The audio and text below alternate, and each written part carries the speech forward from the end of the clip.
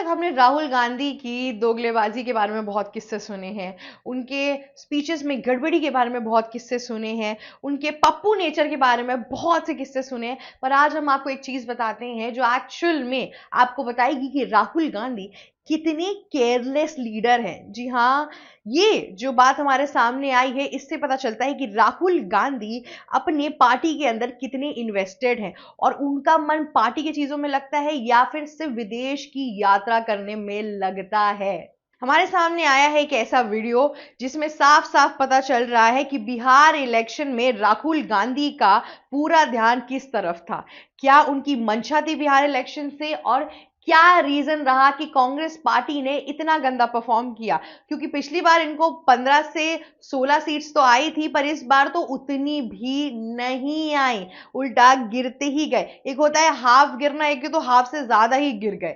तो ये जानते हैं कि एक्चुअल में हुआ क्या। दरअसल राहुल गांधी ने दिल्ली के अंदर बिहार के सारे कांग्रेस लीडर्स को बुलाया, ठीक है, और सोफे पर 6 एमएलए बैठे जो जीते थे वहां पे। उन 6 एमएलए जब वो बैठे तो फिर राहुल गांधी पूछते हैं, अरे और एमएलए कहाँ हैं? तब हंस के वहां पे एक सीनियर रिपोर्टर बोलते हैं कि 6 ही एमएलए जीते हैं बस।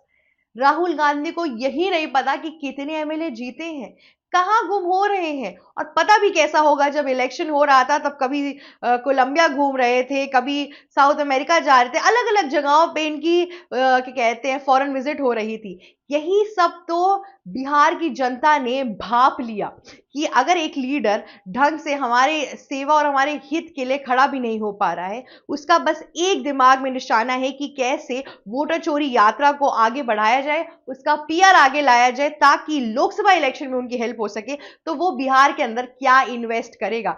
आप सोचिए, लोगों को पता ही नहीं है। इस बात पे कांग्रेस के लीडर्स खुद भी हैरान हो गए कि अरे इनको यही नहीं पता, लीडर ऑफ ऑपोजिशन है ये यहाँ पे। उसके बाद से राहुल गांधी ने हंसते हुए जो 10 हारे हुए एमएलए थे उनके साथ हाथ मिलाया। लेकिन ये पता चल रहा है कि किस तरीके की चीजें इस टाइम पे कांग्रेस पार्टी के अंदर होती जा रही हैं।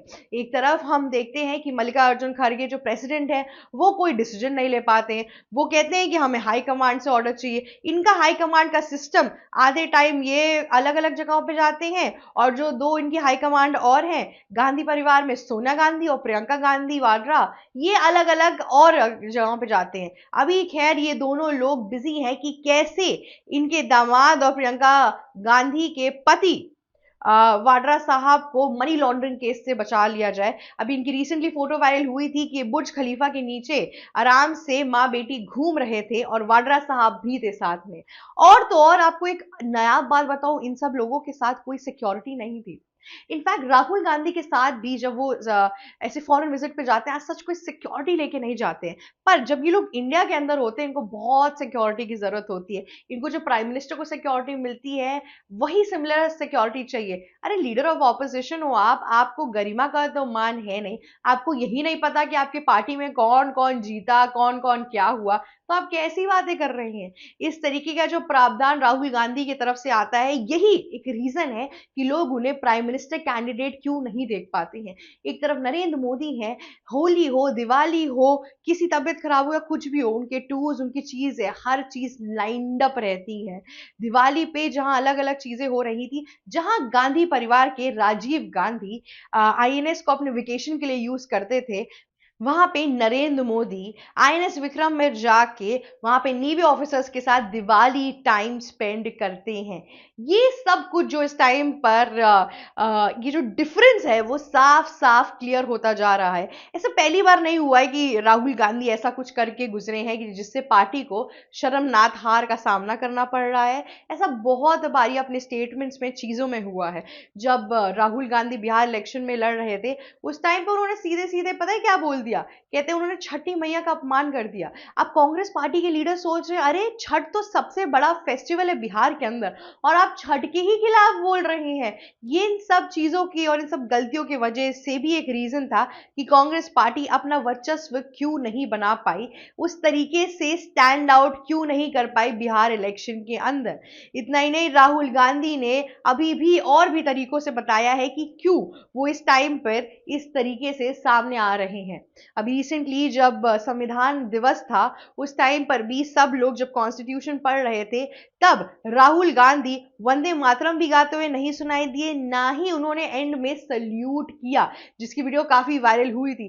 तो इनफैक्ट बात यह है कि कांग्रेस पार्टी के जो लीडर है, अगर उनका ही ऐसा बर्ताव होगा, कांग्रेस पार्टी का जो फेस है, जो प्राइम मिनिस्टर फेस है, अगर वही ऐसी चीजों में निग्लेक्ट करता रहेगा, चीजों को ध्यान से नहीं रखेगा, तो ऑब्वियस सी बात है इलेक्शन में तो हारना ही है। पर उनकी इन सारी गलतियों का जो भुगतान है वो कांग्रेस के और सारे लीडर्स को सहना पड़ता है अलग अलग जगहों पे। इस टाइम पे कांग्रेस पार्टी में सिर्फ और सिर्फ राहुल गांधी की गलतियों की वजह से लीडर्स को हार का सामना ही बस नहीं करना पड़ रहा है, पर अगर आप देखेंगे तो AIIM जैसी पार्टीज, ओवैसी की पार्टी भी अलग अलग तरीके के कॉन्फ्लिक्ट कर रही है। इसके पहले इन लोगों का फिर भी आपस में बातचीत बढ़िया था, लेकिन बिहार इलेक्शन में जब से ओवैसी ने अलग से इलेक्शन लड़ा, और तो और जब पहले उसके पहले तेजस्वी यादव ने बोला था इंडिया ब्लॉक की तरफ से कि आप अगर बीजेपी को हराना चाहते हैं तो बिहार इलेक्शन में मत लड़िए, लेकिन उस टाइम पर क्या कहते हैं, ऑल इंडिया मुस्लिम लीग के जो चीफ थे उन्होंने साफ साफ अभी अपने स्टेटमेंट में बोला कि हम क्यों ना लड़े, तुम्हारी माँ क्या कहते हैं इटली से आई थी तो तुम मत लड़ो, हम क्यों नहीं लड़ेंगे बिहार इलेक्शन के अंदर। तो आप देख रहे हैं कि कैसे जो कभी इनके अलायंस में हुआ करते थे, आज वो भी इनके विरोधी होते जा रहे हैं। कांग्रेस पार्टी का जो वर्चस्व है धीरे धीरे नीचे होता जा रहा है, और उसका सबसे बड़ा रीजन राहुल गांधी खुद हैं। और प्रियंका गांधी और सोनिया गांधी भी एज सच अपने परिवार मोह में इतना ज्यादा लुप्त रहती हैं कि शायद ही उनको फर्क पड़ रहा है कि ये पार्टी का जो भविष्य है ये अभी से धुंधला दिखने लगा है। जिस हिसाब से इनकी तैयारी है लोकसभा इलेक्शन की, उसमें ज्यादा दिख नहीं पा रहा है कि चीजें अच्छी चल पाएंगी। इनके रूलिंग स्टेट्स में अभी कर्नाटका के अंदर नो कॉन्फिडेंस मोशन चल रहा है, जिसके तहत इस टाइम पे यही नहीं पता कि कर्नाटका के लोगों को एक्चुअल में यही नहीं पता कि उनका अगला सीएम कौन बन जाएगा एक दो दिन में।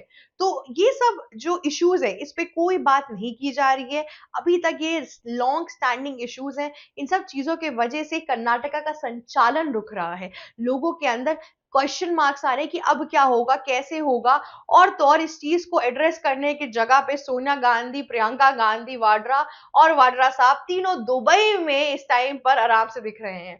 प्रियंका गांधी तो आज सच बिहार इलेक्शन में भी नहीं दिखी। तो किस तरीके के भरोसे की बात कर रहे हैं कांग्रेस के लीडर्स। और अगर कांग्रेस में नेपोटिज्म नहीं है और मोनार्की नामक कोई चीज नहीं है, तो फिर मल्लिकार्जुन खड़गे सारे डिसीजन अपने आप से क्यों नहीं लेते हैं, कि गांधी परिवार की तरफ क्यों रहते हैं। इनका जो लीडरशिप है वो ही तय नहीं है कि कौन है लीडर इस पूरे कांग्रेस पार्टी का। ये पहले इनको आपस में बैठ के सॉल्व करना चाहिए कि एक्चुअल में लीड कौन कर रहा है कांग्रेस को, तब समझ में आएगा कि आगे क्या करना है।